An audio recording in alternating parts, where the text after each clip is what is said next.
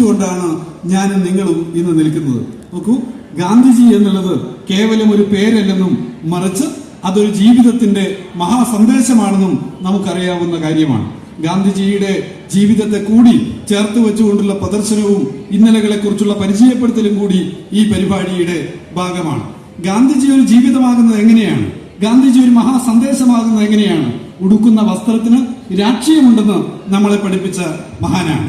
കുറുക്കുന്ന ഉപ്പിന് മാത്രമല്ല, ധരിക്കുന്ന വസ്ത്രത്തിനും രാഷ്ട്രീയമുണ്ടെന്നും ധരിക്കുന്ന വസ്ത്രവും കുറുക്കുന്ന ഉപ്പും സമരത്തിനുള്ള മഹാ ആയുധമാക്കി മാറ്റാൻ കഴിയുന്ന ഒരു സവിശേഷമായ രാഷ്ട്രീയ സാഹചര്യം ഇന്ത്യ എന്ന മഹാരാജ്യത്തിലുണ്ടെന്നും ബഹുജനങ്ങളെ പഠിപ്പിച്ച മഹാരാഷ്ട്രീയ ഗുരുനാഥൻ കൂടിയാണ് ഗാന്ധിജി.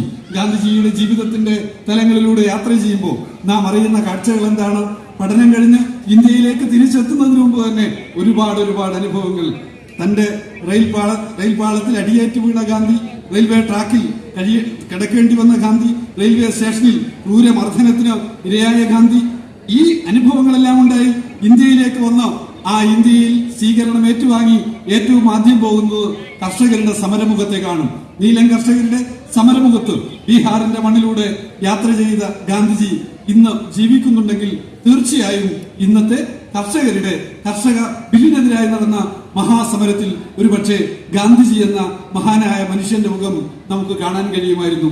ഗാന്ധിജി എന്നുള്ളത് ഇന്ത്യ ചരിത്രത്തിലെ അവിസ്മരണീയമായിട്ടുള്ള അനുഭവങ്ങൾ സമ്മാനിച്ചിട്ടുള്ള മഹാപോരാളിയാണ്.